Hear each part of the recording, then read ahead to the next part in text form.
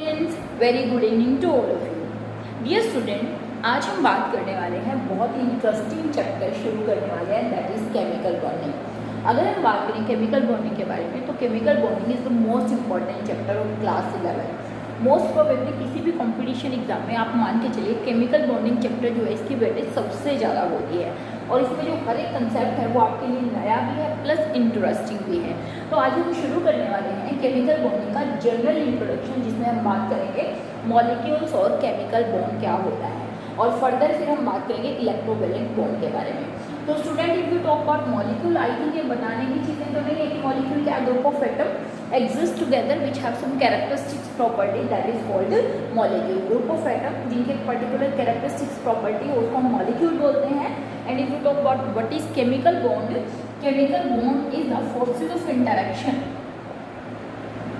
What is chemical bond? Forces of interaction between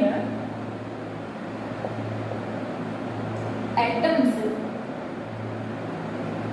which holds the atom together in a molecule is called chemical bond। Basically अगर हम बात करें chemical bond क्या बचे, सिर्फ forces of interaction है जो किन्हीं भी दो एटम्स या दो से ज़्यादा एटम्स को एक दूसरे के पास होल्ड करके रखते हैं। तो केमिकल बॉन्ड क्या हुआ है? Forces of interaction which hold the atoms together in a molecule is called chemical bond. So student, if you talk about types of chemical bond, तो बच्चे जो बॉन्ड्स हैं वो एटम्स के बीच में भी हो सकते हैं और मॉलिक्यूल्स के बीच में भी हो सकते हैं। तो यहाँ पे अगर हम बात करें केमिकल बॉन्ड इन एटम्स में किस किस टाइप के केमिकल बॉन्ड हो सकते हैं? मतलब बॉन्ड का मतलब है एक relationship, you can say there is a relationship between two atoms. किस तरीके से एक एटम दूसरे एटम से जुड़ा हुआ होता है उसको हम क्या बोलते हैं? बॉन्ड बोलते हैं। ठीक है, तो केमिकल बॉन्ड अगर हम बात करें केमिकल बॉन्ड इन एटम्स में बचे मोस्ट प्रोबेबली 3 तरीके के केमिकल बॉन्ड होते हैं। First one is ionic bond या इलेक्ट्रोवैलेंट बॉन्ड जिसको आप 10th क्लास में भी पढ़ चुके हैं। Second one is covalent bond and third one is metallic bond. Metallic bond is present between metals के बीच में जो बॉन्ड होते हैं उनको क्या बोलते हैं? That is called metallic bond. एक फोर्थ टाइप का बॉन्ड और आप पढ़ सकते हैं, दैट इज कॉल्ड, यहाँ पे मैं लिखती हूँ कोऑर्डिनेट बॉन्ड या this is also called dative bond. Nowadays coordinate bond is considered equivalent to covalent bond, which once the coordinate bond is formed it is considered as covalent bond।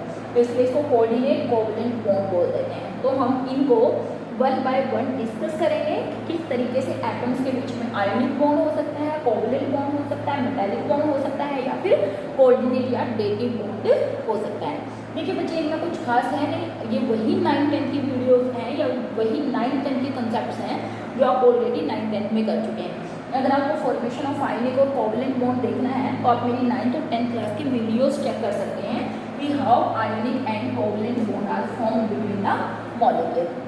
ठीक है, अगर हम बात करें केमिकल बॉन्ड इन मॉलिक्यूल्स, तो molecules के बीच में भी ऑब्वियसली बात है बच्चे कुछ फोर्सेज ऑफ इंटरेक्शन होते हैं जो उन मॉलिक्यूल्स को होल्ड करके रखते हैं। तो उनमें जो एक फोर्सेज ऑफ इंटरेक्शन होते हैं उनको हम बोलते हैं van der Waals forces of interaction, van der Waals forces of interaction, और जो सेकेंड होते हैं उनको हम बोलते हैं hydrogen bonding. Van der Waals forces of interaction के बारे में पिछले चैप्टर में भी हमने थोड़ा बहुत पढ़ा था कि दुनिया के सभी मॉलिक्यूल्स के बीच में कुछ यूनिवर्सल फोर्सेज ऑफ इंटरेक्शन होते हैं जो उन मॉलिक्यूल्स को एक दूसरे के साथ होल्ड करके रखते हैं, उनको क्या बोलते हैं? Van der Waals forces of interaction. And hydrogen bonding is also a type of bonding which is present between the molecules. For example ammonia molecule के बीच में, फॉर एग्जाम्पल वाटर मॉलिक्यूल के बीच में जो बॉन्डिंग होती है उसको हाइड्रोजन बॉन्डिंग बोलते हैं। इनकी भी डीप स्टडी इसी चैप्टर में हम करेंगे। हाइड्रोजन बॉन्डिंग क्या है, टाइप्स ऑफ हाइड्रोजन बॉन्डिंग किस तरीके से होती है। ठीक है, तो आज हम बात करने वाले हैं इन सब में से हमारा जो फर्स्ट कॉन्सेप्ट है ionic bond and electrovalent bond क्या होता है। ठीक है। और फर्स्ट बात अगर हमारे दिमाग में बच्चे आती है वो क्या कि why formation of bonds takes place. कोई स्पीसीज कंबाइन ही क्यों करती हैं, कोई स्पीसीज रिएक्शन क्यों करती हैं, है ना। बॉन्ड तो तभी बनेगा जब कोई स्पीसीज, जब कोई एटम्स एक दूसरे के साथ रिएक्शन करेंगे, तभी कि इनके बीच में क्या बनेंगे, formation of chemical bond take place. तो सबसे पहले दिमाग में ये बात आती है कि बॉन्ड बनते ही क्यों हैं। फिर बात आती है कि कुछ बॉन्ड बनते हैं, जैसे मैं कहूँ H2 एग्जिस्ट करता है, लेकिन क्या H3 एग्जिस्ट करता है, कहेंगे नहीं एग्जिस्ट करता है। Why H3 does not exist, why H2 can exist, है ना। इस तरीके के बहुत तरीके के क्वेश्चन हमारे दिमाग में अराइज होते हैं। Why some atoms combine, why some other atoms does not combine. अगर मैं बात करूँ हीलियम, नियोन, आर्गन, ये 3 ऐसी नोबल गैसेज हैं जिनके दुनिया में आज तक कोई कंपाउंड या कोई मॉलिक्यूल्स नहीं मिले हैं। ऐसा क्यों है, क्योंकि ये एक्चुअली में बहुत ज़्यादा स्टेबल होती हैं। इसका ड्यूप्लेट और इनका ऑक्टेट सेटिस्फाई होता है, that is why they never combine with other atoms. तो इनका एक भी कंपाउंड है।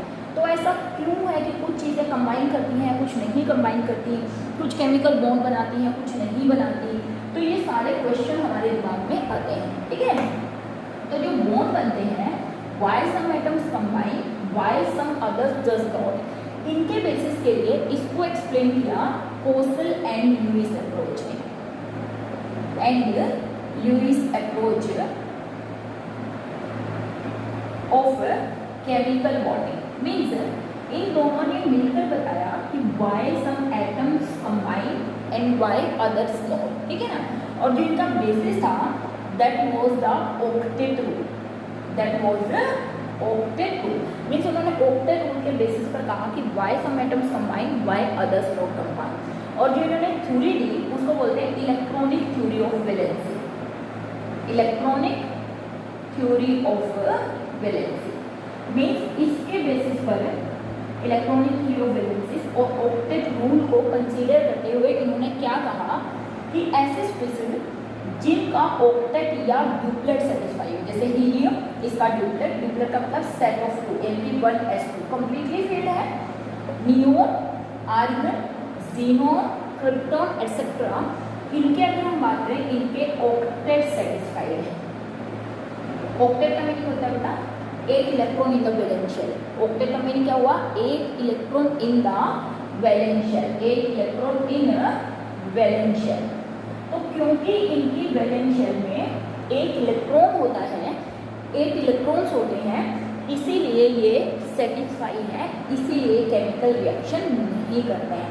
हालांकि जीनोन कुछ कंपाउंड्स के साथ रिएक्शन करता है, बट हीलियम, नियोन और आर्गन क्या है, सेटिस्फाई है। अब इन्होंने क्या कहा कि वो स्पीसीज जिनका ड्यूप्लेट और ऑक्टेट सेटिस्फाई है वो रिएक्शन नहीं करेंगी, लेकिन जिनका ऑक्टेट और ड्यूप्लेट सेटिस्फाई नहीं है वो अपने ऑक्टेट और ड्यूप्लेट को सेटिस्फाई करने के लिए रिएक्शन करेंगे एक दूसरे के साथ, यानी कि केमिकल बॉन्ड की फॉर्मेशन करेंगे। तो फॉर एग्जांपल अगर मैं बात करूँ बेरिलियम है, ठीक है ना, बोरॉन, बेरिलियम है और लिथियम है, ये अपने ड्यूप्लेट को सेटिस्फाई करने के लिए रिएक्शन करेंगे। बाकी अदर स्पीसीज जो हैं जैसे सोडियम है, कैल्शियम है, मैग्नीशियम है, हेलोजेंस हैं, वो अपने ऑक्टेट को सेटिस्फाई करने के लिए केमिकल रिएक्शन शो करेंगे। और इसी थ्योरी को बोला electronic theory of valency which is depend on the octet rule. Mean दो species whose octet is satisfied, they are not reactive, and another species want to satisfy their octet, hence they lose electron and they gain electron or they share electron. So that is the basis of this theory. ठीक है। Now in types of bond में जो हम सबसे पहले bond करने वाले हैं वो हम बॉन्ड करने वाले हैं दैट इज इलेक्ट्रोवैलेंट बॉन्ड। क्या बोलते हैं, इलेक्ट्रोवैलेंट बॉन्ड। तो अगर हम बात करें इलेक्ट्रोवैलेंट बॉन्ड से पहले एक और छोटी सी बात हम कर लेते हैं that is Lewis dot structures.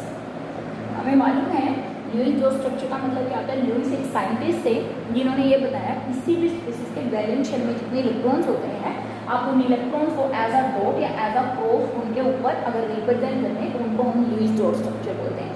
जैसे सोडियम का इलेक्ट्रॉनिक कॉन्फिगरेशन 281, इसकी वैलेंस शेल में 1 इलेक्ट्रॉन तो मैंने यहाँ पर 1 डॉट लगा दिया। अगर मैं बात करूँ मैग्नीशियम, मैग्नीशियम के ऊपर 2 डॉट लगा दो because it's electronic configuration 282।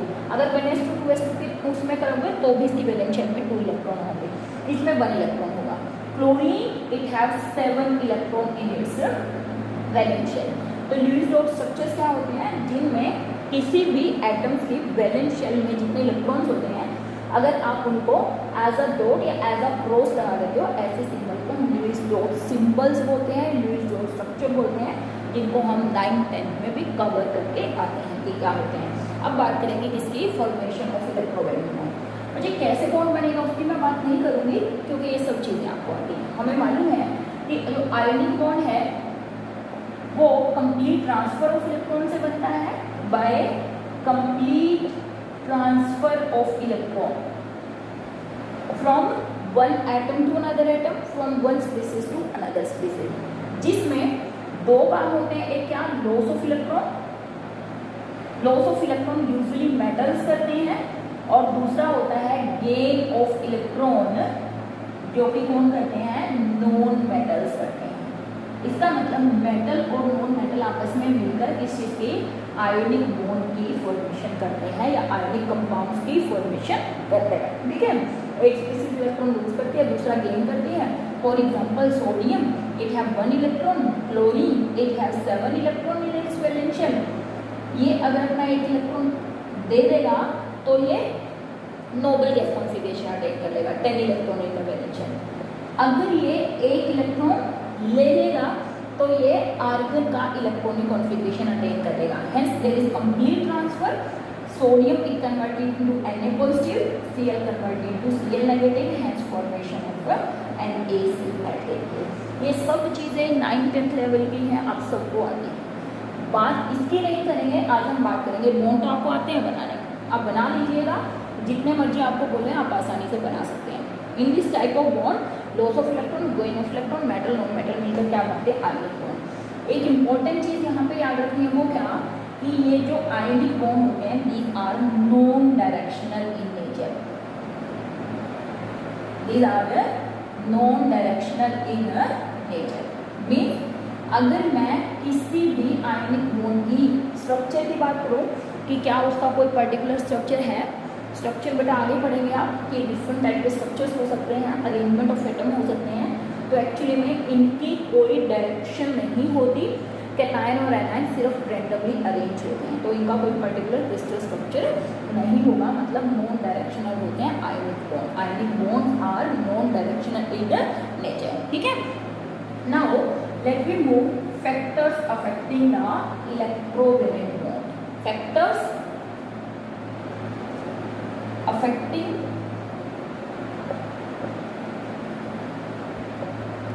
Formation of electrovalent bond. कौन कौन से फैक्टर इलेक्ट्रोवैलेंट बॉन्ड की फॉर्मेशन को अफेक्ट करते हैं, यहाँ से इंपॉर्टेंट है। देखिए बच्चे, सबसे पहले हम बात करें, first factor is ionisation enthalpy. First factor is ionisation enthalpy. देखिए, आप आयोनाइजेशन एंथैल्पी सब पढ़ चुके हैं। एक इलेक्ट्रॉन को रिमूव करने के लिए जो अमाउंट ऑफ एनर्जी चाहिए उसको क्या बोलते हैं, आयोनाइजेशन एंथैल्पी बोलते हैं। और अभी इससे पहले मैंने बात कही कि कोई सोडियम है, उस सोडियम को इसमें चेंज करना है +1 में बाय रिमूविंग 1 इलेक्ट्रॉन, तो इसको मुझे कुछ एनर्जी देनी पड़ेगी, उस एनर्जी को क्या बोलते हैं, आयोनाइजेशन एंथैल्पी बोलते हैं। ठीक है, what is ionisation enthalpy, minimum amount of energy which is required to remove the most loosely bounded electron from an isolated gaseous atom। ठीक है, तो इसमें से इलेक्ट्रॉन को रिमूव करने के लिए जो एनर्जी चाहिए that is called ionisation enthalpy. तो सीधी सी बात है, देखिए बेटे, आयोनाइजेशन एंथैल्पी जितनी कम होगी, आयोनाइजेशन एंथैल्पी जितनी कम होगी, इलेक्ट्रॉन रिमूवल उतना ही इजी होगा, है ना। आयोनाइजेशन एंथैल्पी जितनी कम होगी, इलेक्ट्रॉन का रिमूवल उतना ही आसान होगा। क्यों? क्योंकि इलेक्ट्रॉन आसानी से रिमूव हो जाएगा। तो इसका मतलब क्या हुआ कि lesser the ionisation enthalpy, lesser the ionisation enthalpy, easier will be the formation, easier will be the removal of electron, and hence easier will be the formation of ionic bond। ये तो सीधी सी बात है, इलेक्ट्रॉन जितना easily निकलेगा उतना ही formation of ionic bond आसान होगी। इसका मतलब आप ये भी बोल सकते हैं, डाउन द ग्रुप जाने पर आयोनाइजेशन एंथैल्पी क्या करती है, डिक्रीज। इसका मतलब नीचे जाने पर आयनिक बॉन्ड बनाने की टेंडेंसी भी क्या करती है, इंक्रीज, है ना। इसकी टेंडेंसी आयनिक बॉन्ड बनाने की टेंडेंसी भी क्या करेगी, इंक्रीज करेगी। मीन्स Na की कंपैरिजन में सीजियम ज़्यादा आसानी से आयनिक बॉन्ड की फॉर्मेशन करेगा, है ना। तो इस तरीके से हम ये बात को बोल सकते हैं। हालांकि फॉर्मेशन टाइप ऑफ जो बॉन्ड है आयनिक है कि कैसा, उसको और भी बहुत सारे फैक्टर अफेक्ट करते हैं। तो पहला फैक्टर एनर्जी एंथैल्पी, जितनी कम उतना फास्टर रिमूवल, जितना फास्टर रिमूवल उतना ही आसानी से फॉर्मेशन ऑफ बॉन्ड, ठीक है। Second, if you talk about electron gain enthalpy और इलेक्ट्रॉन एफिनिटी, ठीक है ना। Electron gain enthalpy and electron affinity, हमने कहा था इन दोनों में कुछ रिलेशन भी होता है, बट मोस्ट प्रोबेबली दोनों इक्वल ही कंसीडर किए जाते हैं। What is electron affinity? Tendency to accept the electron. अभी अभी हमने पढ़ा है कि नॉन मेटल्स जो करते हैं वो क्या करते हैं, they have tendency to accept the electron.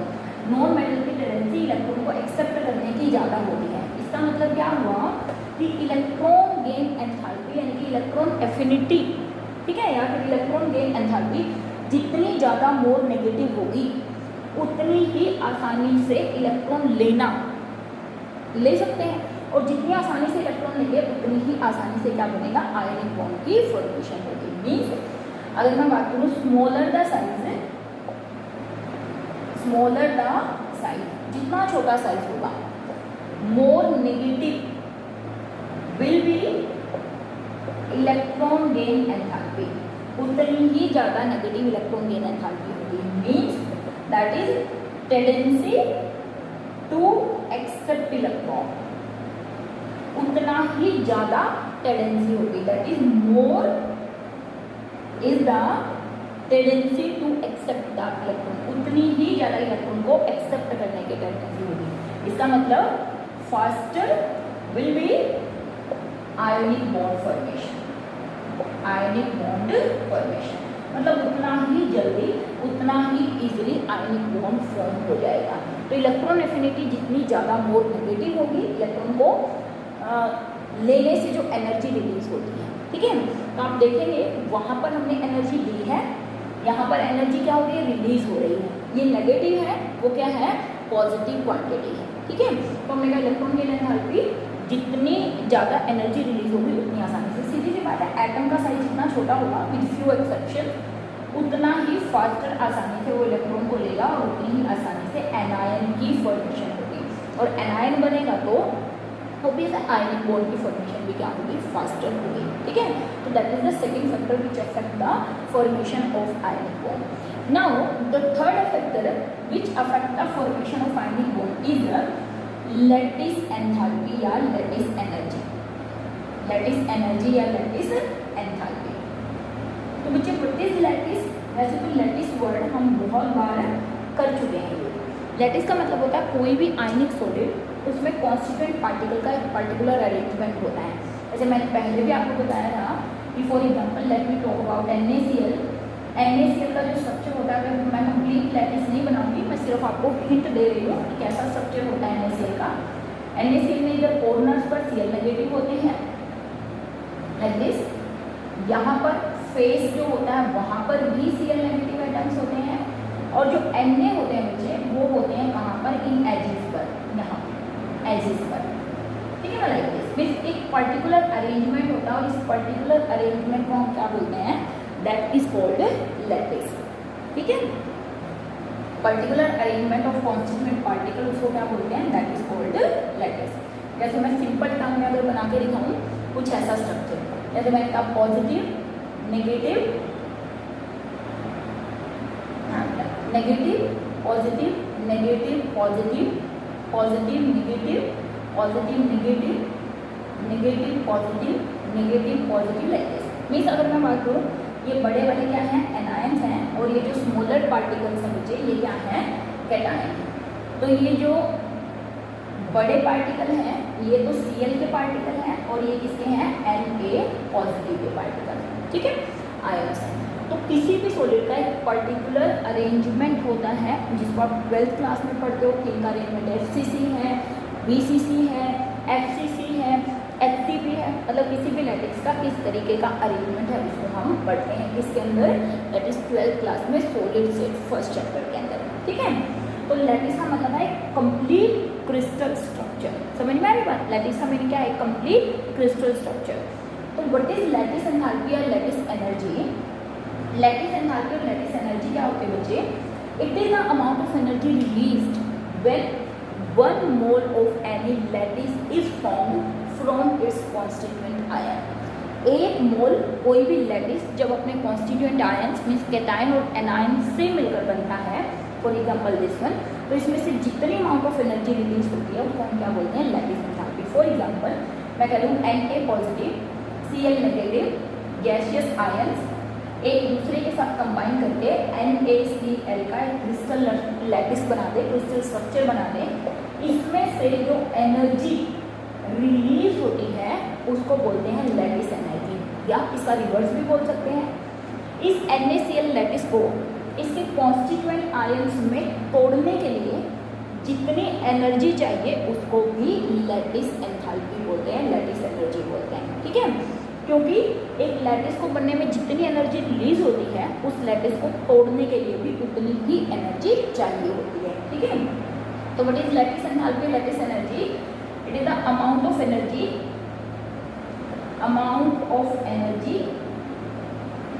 released when 1 mole of ionic compound is formed from its constituent ions, जो कि गैसियस के लिए। ठीक है, amount of energy release when 1 mole of ionic compound is formed from its constituent ions is called lattice energy. It is represented by, इसका जो symbol है वो यू होता है, जैसे एंथैल्पी को हम इससे रिप्रेजेंट करते हैं उसी तरीके से लैटिस एनर्जी को किस सिंबल से रिप्रेजेंट किया जाता है? It is represented by you. और रिवर्स भी बोल सकते हैं, 1 मोल ऑफ आयनिक सॉलिड को ब्रेक करने के लिए जितनी एनर्जी चाहिए उसके कॉन्स्टिट्यूएंट एटम में तोड़ने के लिए उसको भी क्या बोलते हैं बच्चे? उसको भी लैटिस एनर्जी बोलते हैं। ठीक है, इसका मतलब मैं ये भी बोल सकती हूँ कि लैटिस जितना स्ट्रॉन्ग होगा, लैटिस जितना स्ट्रॉन्ग होगा, स्ट्रॉन्गर द लैटिस ऐसे लिख देते हैं, स्ट्रॉन्गर द लैटिस, ठीक है ना, and more will be the lattice energy. Means जितना ज़्यादा कैटायन और एनायन के बीच में फोर्सेस ऑफ इंटरेक्शन होंगे उसको तोड़ने के लिए उतनी ही एनर्जी चाहिएगी। इसका मतलब उसकी लैटिस एनर्जी उतनी ही हाई होगी। या ये भी बोल सकते हैं कि कैटायन और एनायन जब एक दूसरे के पास आएंगे, अगर उनका लैटिस स्ट्रॉन्गर बनता होगा तो उसमें से उतनी ही ज़्यादा अमाउंट ऑफ एनर्जी रिलीज होती होगी, है ना। और ये बात हमेशा याद रखना, फ्रॉम फर्स्ट चैप्टर में ये बात आपको बताती आ रही हूँ कि जब भी कोई भी केमिकल बॉन्ड बनेगा, जब भी कोई भी केमिकल बॉन्ड बनेगा तो एनर्जी क्या होगी? रिलीज। एनर्जी क्या होगी? रिलीज। और एनर्जी जब रिलीज होती है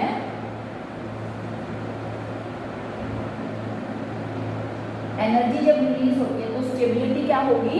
इंक्रीज। स्टेबिलिटी क्या होगी बच्चे? इंक्रीज। मीन्स जब कभी भी कोई लैटिस बनेगा, जब भी कोई केमिकल बॉन्ड बनेगा तो उसमें से एनर्जी रिलीज होगी। अगर एनर्जी रिलीज होगी मतलब घटेगी, अगर एनर्जी घटेगी तो सिस्टम की स्टेबिलिटी हमेशा क्या होगी? इंक्रीज होगी। तो हम ये बोल सकते हैं लैटिस जितना स्ट्रॉन्गर होगा उसकी लैटिस एनर्जी उतनी ही ज़्यादा होगी, और लैटिस एनर्जी जितनी ज़्यादा होगी उसके मेल्टिंग पॉइंट उतना ही ज़्यादा होगा। ठीक है ना, कोई स्ट्रॉन्गर जितना ज़्यादा स्ट्रॉन्ग होगा उसको मेल्ट करने के लिए उसका मेल्टिंग पॉइंट क्या होगा? उतना ही ज़्यादा होगा। तो ये सब पॉइंट एक दूसरे से इंटर रिलेटेड हैं कि जितना ज़्यादा स्ट्रॉन्ग लैटिस उसका मेल्टिंग पॉइंट उतना ही ज़्यादा। केमिकल बॉन्ड फॉर्मेशन में एनर्जी रिलीज और स्टेबिलिटी क्या होगी? स्टेबिलिटी क्या होगी? इंक्रीज होगी, क्योंकि जितनी ज़्यादा कम एनर्जी उतनी ज़्यादा मोर स्टेबिलिटी। किसमें? In terms of chemistry. ठीक है, तो ये बात आपको समझ में आ गई होगी कि लैटिस एनर्जी का मीनिंग क्या है। ठीक है, तो इसका मतलब लैटिस एनर्जी रिलीज होती है, इलेक्ट्रॉन गेन एंथैल्पी भी रिलीज होती है, और आयनाइजेशन एंथैल्पी एनर्जी एब्जॉर्ब होती है। ठीक है, अब हम बात कर रहे हैं factors affect lattice enthalpy. Factors affect lattice energy. कौन कौन से फैक्टर्स हैं जिन पर लैटिस एनर्जी डिपेंड करती है? देखिए, पहली बात है charge of ion. Charge of ion पहली बात। देखिए, किसी भी लैटिस पर, किसी भी आयन पर जितना ज़्यादा चार्ज होगा, ठीक है, उसमें से उतनी ही ज़्यादा, मतलब उसका जो लैटिस बनेगा वो उतना ही ज़्यादा स्ट्रोंगर होगा। और जितना ज़्यादा स्ट्रोंगर लैटिस होगा, लैटिस एनर्जी उतनी ही ज़्यादा होगी। समझ आ रही बात मैंने क्या बोला? चार्ज जितना ज़्यादा होगा, मीन्स अगर मैं बात करूँ, एक तो हमारा बनना है NaCl और एक बन रहा है MgO। तो अगर आप यहाँ पे बात करो, यहाँ पर क्या है, Na positive plus Cl negative, single single cation हो रहे हैं। यहाँ पे अगर हम बात करें Mg2 पॉजिटिव और O2 नेगेटिव, तो बच्चे इसका लैटिस ज़्यादा स्ट्रोंगर होगा in comparison to this lattice, क्योंकि इन दोनों के ऊपर चार्ज क्या है, +2 और -2, मतलब इनके बीच में ट्रैक्शन ज़्यादा होगा in comparison to Na positive and Cl negative. तो जितना ज़्यादा चार्ज होगा उतना ही ज़्यादा स्ट्रोंगर लैटिस बनेगा, यानी कि चार्ज ऑफ आयन जो होगा that is directly proportional to the lattice energy which is directly proportional to the stability। ठीक है, वो उतना ही स्टेबल होगा जिसका लैटिस जितना ज़्यादा स्ट्रॉन्ग होगा, जितना ज़्यादा चार्ज होगा। फॉर एग्जांपल, जैसे मैं कह दूँ NaCl, ठीक है, इससे ज़्यादा स्ट्रॉन्गर क्या होगा, MgO। NaCl से स्ट्रॉन्गर कौन होगा, MgO, क्योंकि इसके ऊपर +2 चार्ज होता है। देखिए, अगर ऐसे आ जाए, अगर दोनों पे BeO MgO, तो आप कहोगे +2 -2, इसमें +2 -2, तो आपसे पूछा जाए कि इनमें से किसकी लैटिस एनर्जी ज़्यादा होगी। ये मैंने ऑर्डर ऑफ लैटिस एनर्जी लिखा है, तो मैं कह रही हूँ इन दोनों में से MgO की लैटिस एनर्जी ज़्यादा होगी। वजह ऐसी इसलिए है क्योंकि जो बेरिलियम है वो कोवलेंट कंपाउंड बनाता है, बेरिलियम में कोवलेंट कैरेक्टर होता है ज़्यादा। क्यों? क्योंकि फजान रूल है, जिसको हम बाद में पढ़ेंगे इसी चैप्टर में, अकॉर्डिंग टू फजान रूल। तो बेरिलियम एक्सेप्शन शो करता है और उस एक्सेप्शन के कारण बेरिलियम क्या करता है, कोवलेंट बॉन्ड की formation, means covalent character show करता है। इसीलिए अगर इन दोनों की बात करें तो इसका लैटिस ज़्यादा स्ट्रॉन्ग है, इसकी लैटिस एनर्जी ज़्यादा है और इसकी लैटिस क्या है, कम है। ठीक है, पहली बात होगी चार्ज ऑफ आयन। सेकेंड, अगर हम बात करें साइज ऑफ आयन,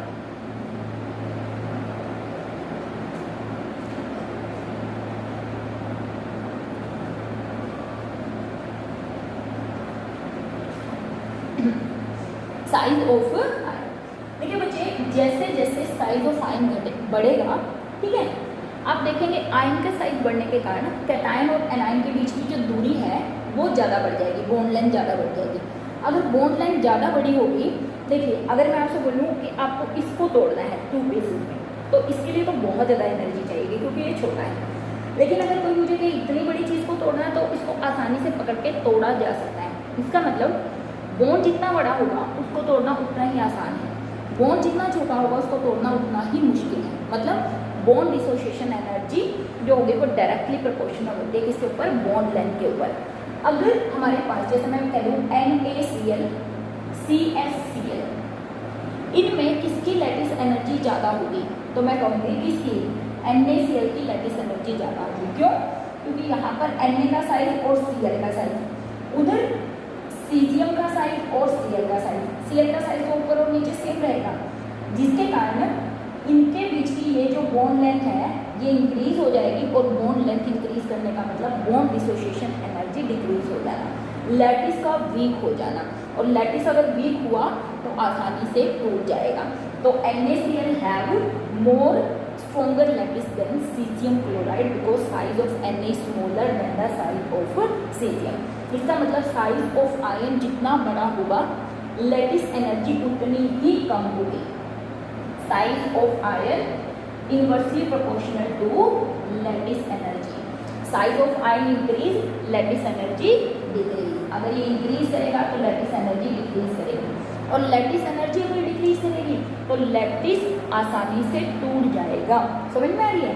तो इस तरीके से size of ion is directly proportional, inversely proportional to the lattice energy. ठीक है, इसका मतलब ये भी बोल सकते हैं अगर साइज ऑफ आयन इंक्रीज करेगा तो lesser amount of energy is release during the formation of a crystal lattice.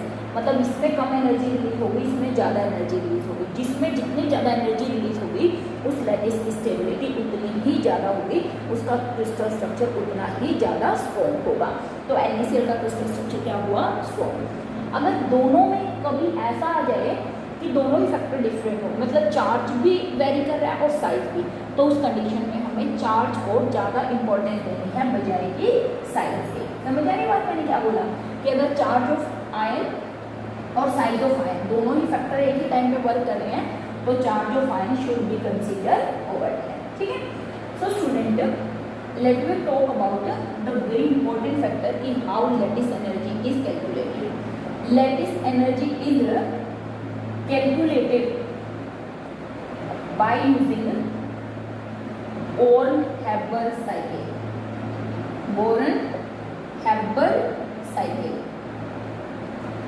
जिसको हम चैप्टर नंबर 6 में करेंगे। What is Born-Haber cycle?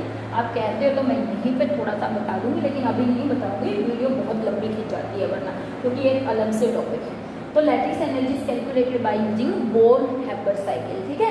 तो बोर्न-हैबर साइकिल क्या है उसकी डिटेल हम बाद में करेंगे, अभी मैं सिर्फ आपको बता रही हूँ कि यू को कैलकुलेट करने के लिए हम बोर्न-हैबर साइकिल का यूज करते हैं। अब देखिए, इसका मतलब formation of ionic bond 3 factor पर डिपेंड करी।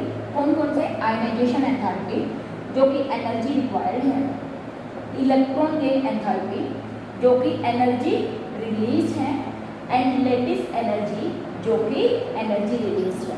ठीक है। Electron gain enthalpy energy release होती है, लैटिस एनर्जी रिलीज होती है, और आयोनाइजेशन एंथैल्पी रिक्वायर्ड होती है। अगर ये दोनों मिलाकर, ठीक है, इन दोनों का सम अगर आयोनाइजेशन एंथैल्पी से ज़्यादा हुआ, इन दोनों का सम अगर इससे ज़्यादा हुआ, तो ऑल ओवर रिजल्ट क्या हुआ? रिलीज इन एनर्जी। अगर एनर्जी रिलीज हो रही है तो इसका मतलब क्या होगा? आयनिक बॉन्ड बनेगा, आयनिक बॉन्ड फॉर्म। ध्यान से सुनिए, ये क्वेश्चन नंबर 8 में भी पूछा हुआ है कि कैसे ये 3 factor ionic formation of ionic bond को एक्सप्लेन करते हैं, या किसके बेसिस पर आप ये बता सकते हो। देखिए, ये एनर्जी रिलीज है, ये एनर्जी रिलीज है। फॉर एग्जाम्पल, मैं कह रही हूँ कि क्रिस्टल स्ट्रक्चर को पढ़ने में इसमें 200 और मान लिया ये 400 रिलीज हो रही है, लेकिन चाहिए कि टोटल जो एनर्जी थी वो 1000, मतलब आयोनाइजेशन एंथैल्पी थी तो 1000, जो कि क्या करने के लिए? इलेक्ट्रॉन को रिमूव करने के लिए चाहिए थी। इलेक्ट्रॉन ऐड करने के लिए और लैटिस बनाने के लिए इतनी एनर्जी।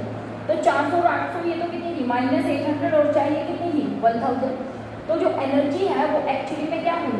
एब्जॉर्ब हुई, है ना, पॉजिटिव आई, तो लैटिस की फॉर्मेशन नहीं होगी, यानी कि आयनिक बॉन्ड फॉर्म नहीं होगा। मीन्स पहली condition, if sum of electron gain enthalpy and lattice enthalpy is greater than ionization enthalpy, ionic bond is form. If ionization enthalpy is greater than sum of electron gain enthalpy and lattice enthalpy, then no ionic bond is formed. No ionic bond is formed. तो ionic bond की formation नहीं होगी। समझ में आ रही बात? तो उस कंडीशन में ionic bond की फॉर्मेशन होगी। Means it is necessary for the formation of ionic bond that lattice energy, sum of lattice energy and electron gain enthalpy should be greater than the ionization enthalpy। ठीक है, इन तीनों को मिलाकर हमें आयनिक bond की formation decide करनी है। ठीक है, तो ये वेरी वेरी इंपॉर्टेंट कंसेप्ट है बच्चे। इस पॉइंट को बहुत अच्छे से याद रखना है कि किस तरीके से आयनाइजेशन एंथैल्पी हमारी डिपेंड करेगी। इसीलिए हम बोलते थे जो हेलोजेंस होते हैं उनकी टेंडेंसी होती है इलेक्ट्रॉन को बहुत जल्दी एक्सेप्ट करने की, क्योंकि उनकी इलेक्ट्रॉन गेन एंथैल्पी बहुत ज़्यादा नेगेटिव होती है। और जो हमारे अल्काली मेटल्स होते हैं उनकी आयनाइजेशन एंथैल्पी बहुत ज़्यादा कम होती है, इसलिए ये और ये बीस अल्काली मेटल्स और हेलोजन मिलकर क्या बनाते हैं? लैटिस बनाते हैं, क्योंकि ये दोनों ज़्यादा होते हैं किससे? आयनाइजेशन एंथैल्पी से। ठीक है, तो इसलिए आयनिक बॉन्ड की फॉर्मेशन होती है। एक और हम छोटे से टॉपिक की बात करेंगे, वो क्या? सॉल्वेशन एनर्जी, सॉल्वेशन एनर्जी या हाइड्रेशन एनर्जी। हाइड्रेशन एनर्जी मुझे देखिए, सॉल्वेशन और हाइड्रेशन एनर्जी का मीनिंग क्या है? जब मैं किसी भी आयनिक सॉलिड को वाटर में डिसॉल्व करते हैं तो एनर्जी रिलीज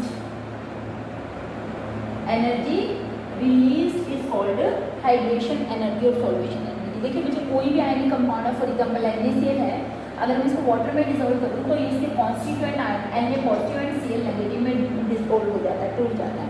और इसका रीजन भी आपको मालूम है, क्योंकि Na पॉजिटिव को वाटर जो कि पोलर सॉल्वेंट है इस तरीके से सराउंड कर लेता है, this is water like this, H oxygen H और H लाइक दिस। इस पे नेगेटिव, इस पे नेगेटिव नेगेटिव नेगेटिव, तो नेगेटिव पॉजिटिव को सराउंड कर लेता है और सिमिलरली जो Cl नेगेटिव है उसको वाटर ऐसे सराउंड कर लेता है लाइक दिस। इसीलिए यहाँ पे ये जो हमारा NaCl है वाटर में सॉल्युबल है। तो जब इस तरीके से कैटायन और एनायन एक दूसरे से सेपरेट आउट हो जाते हैं, मतलब कोई भी सॉलिड कोई भी कंपाउंड वाटर के अंदर क्या हो जाता है, डिजोल्व हो जाता है, तो उसमें जो अमाउंट ऑफ एनर्जी रिलीज होती है उसको क्या बोलते हैं, सॉल्वेशन एनर्जी या हाइड्रेशन एनर्जी। तो सॉल्वेशन एनर्जी क्या हुई, it is the amount of energy released when 1 mole of any solid यानी कि ionic compound is dissolve in solvent या फिर हम बोल दें दैट इज वाटर। जब एक मोल किसी भी आयनिक कंपाउंड को वाटर में डिजोल्व करते हैं तो उसमें से जो एनर्जी रिलीज होती है और वो आयनिक सॉलिड उसके कॉन्स्टिट्यूएंट आयंस में टूट जाता है, तो उसको हम क्या बोलते हैं, that is called solvation energy या हाइड्रेशन एनर्जी। तो बच्चे वैसे तो हाइड्रेशन या हाइड्रेशन एनर्जी बहुत सारे फैक्टर्स पर डिपेंड करता है, जैसे कि लैटिस एनर्जी डिपेंड करता है। अगर मैं बात करूँ कि जो लैटिस एनर्जी होता है, लैटिस एनर्जी किस पर डिपेंड करेगा, कैटायन और एनायन के बीच में कितने फोर्सेज ऑफ इंटरेक्शन है। तो अगर मैं बात करूँ लैटिस एनर्जी में जो फोर्सेज ऑफ अट्रैक्शन है या फोर्सेज ऑफ इंटरेक्शन है वो डिपेंड करते हैं या डायरेक्टली प्रोपोर्शनल होते हैं किसके, कैटायन और एनायन पर कितना चार्ज है। मान लिया मैं कह रही हूँ कैटायन पर Q1 चार्ज है और एनायन पर Q2 चार्ज है, उनके प्रोडक्ट के बराबर, और इन कैटायन और एनायन में जो डिस्टेंस है D है और इनवर्सली प्रोपोर्शनल होती है उसके कैटायन और एनायन के बीच में जो डिस्टेंस होता है उसके स्क्वायर के। मीन्स फोर्सेज ऑफ इंटरेक्शन या attraction directly proportional to the charge on cation and anion and inversely proportional to the distance between cation and anion, जो इनके बीच में डिस्टेंस होता है। तो जैसे लैटिस एंथैल्पी इन पर डिपेंड करती है, साइज पर डिपेंड करती है, इन सब चीज़ों पर डिपेंड करती है। अच्छा बच्चे, आयोनाइजेशन एंथैल्पी का एक कॉन्सेप्ट जो हमने बीच में किया है, मैंने आपको वहाँ की एक कैटायन रिमूव करके दिखा दिया, एक एनायन, लेकिन ये बात हमें मालूम है कि अगर मुझे O नेगेटिव में एक इलेक्ट्रॉन ऐड करना है तो ये एनर्जी O2 नेगेटिव, ये इलेक्ट्रॉन एफिनिटी क्या हो जाएगी, पॉजिटिव हो जाएगी, है ना, क्योंकि जब ये इलेक्ट्रॉन लेगा तो हमने ऑलरेडी पढ़ा है कि इलेक्ट्रॉन नेगेटिव में जब आप इलेक्ट्रॉन ऐड करेंगे तो हमें एनर्जी सप्लाई करनी पड़ेगी, मतलब ये पॉजिटिव हो जाएगी, ठीक है। सिमिलरली अगर मुझे मान लिया मैग्नीशियम है, मैग्नीशियम से Mg+1 बनाना है तो आसान है, लेकिन अगर इसको Mg+2 बनाना है तो इसकी सेकेंड आयनाइजेशन एंथैल्पी हायर होती है। इसीलिए डाइवेलेंट ट्राइवेलेंट कैटायन बनना, डाइवेलेंट ट्राइवेलेंट एनायन बनना थोड़ा सा मुश्किल प्रोसेस होता है, समझ में आ रही बात, क्योंकि जैसे जैसे आप एक कैटायन हटाने के, एक इलेक्ट्रॉन हटाने के बाद सेकंड हटाओगे, थर्ड हटाओगे तो ज़्यादा amount of energy ionization enthalpy यहाँ पर चाहिएगी, और यहाँ की सेकंड इलेक्ट्रॉन गेन एंथैल्पी क्या हो जाएगी, पॉजिटिव हो जाएगी। तो साथ में इन फैक्टर्स को भी इंक्लूड करके देखना है, ठीक है। तो हाइड्रेशन एनर्जी क्या है, एनर्जी रिलीज जब किसी सॉलिड को आप डिजोल्व करते हैं। देखिए अगर हाइड्रेशन एनर्जी ज़्यादा हुई लैटिस एनर्जी से, hydration energy more than the lattice, मतलब लैटिस एनर्जी से कम होगा जब लैटिस क्या होगा, वीक, जब लैटिस क्या होगा, वीक होगा, तभी हाइड्रेशन एनर्जी क्या होगी, ज़्यादा, आसानी से डिसॉल्व हो जाएगा। उस कंडीशन में आयोनिक जो कंपाउंड होगा वो क्या होगा, वाटर सॉल्युबल होगा, कंपाउंड इज वाटर सॉल्युबल। क्यों, क्योंकि हाइड्रेशन एनर्जी लैटिस एनर्जी से ज़्यादा है, मतलब लैटिस वीक है, आसानी से टूट जाएगा कॉन्स्टिट्यूएंट आयंस में, इसका मतलब पानी में सॉल्युबल है। लेकिन अगर हाइड्रेशन एनर्जी से लैटिस एनर्जी ज़्यादा हुई, मतलब जो लैटिस है वो हुआ स्ट्रॉन्ग, ठीक है, क्योंकि स्ट्रॉन्ग होगा तभी तो नहीं घुलेगा। उस कंडीशन में कंपाउंड जो है that is insoluble in water, insoluble in water, yes, insoluble in water इस कंडीशन में। और बच्चे अगर हाइड्रेशन एनर्जी बराबर हो लैटिस एनर्जी के बराबर, तो जो साल्ट होगा या जो कंपाउंड होगा that is sparingly soluble in water, sparingly soluble in water. Sparingly soluble का मतलब होता है जो कम्प्लीटली डिसॉल्व ना करें, पार्शियली डिसॉल्व करें। तो कुछ कंपाउंड्स आप देखते हो वाटर सॉल्युबल होते हैं, कुछ इनसॉल्युबल होते हैं और कुछ स्पेरिंगली सॉल्युबल होते हैं। तो उसका रीज़न बच्चे यही होता है, जब hydration energy greater than lattice energy होगी, लैटिस वीक था, आसानी से टूट गया, तो कंपाउंड वाटर में घुल जाएगा। लेकिन अगर लैटिस स्ट्रॉन्ग होगा, वाटर के अंदर डिजोल्व नहीं होगा, क्योंकि हाइड्रेशन एनर्जी कम है, मतलब उसको डिजोल्व करने से कम एनर्जी रिलीज होती है, ठीक है, तो वो इनसॉल्युबल होगा। लेकिन अगर दोनों ही बराबर हैं तो ऐसे सारे स्पेरिंगली सॉल्युबल होते हैं किसके अंदर, वाटर के अंदर। तो ये फैक्टर वैसे तो हाइड्रेशन एनर्जी साइज पर डिपेंड करती है, हाइड्रेशन पर डिपेंड करती है, हाइड्रेशन एनर्जी पर मोबाइलिटी डिपेंड करती है, बहुत सारे फैक्टर हैं, इंटरलिंक फैक्टर हैं, लेकिन उनकी बात करेंगे कभी जब हम हाइड्रेशन एनर्जी को अकेले डिस्कस करेंगे। तो बच्चे this is all about formation of ionic bond and किस तरीके से आयनिक बॉन्ड एक दूसरे को, मतलब कौन कौन से फैक्टर हैं जो आयनिक बॉन्ड को अफेक्ट करते हैं और क्यों आयनिक बॉन्ड बनता है और क्यों नहीं बनता है, उस सब की डिस्कशन हमने इस चैप्टर में की है। तो ये बहुत इंटरेस्टिंग कंसेप्ट था, बहुत सारी चीज़ें आपको पहले मालूम थी, बस मैंने उनको समअप किया है, ठीक है। मिलेंगे नेक्स्ट लेक्चर में एक नए कॉन्सेप्ट के साथ, तब तक हैव अ नाइस डे बच्चों।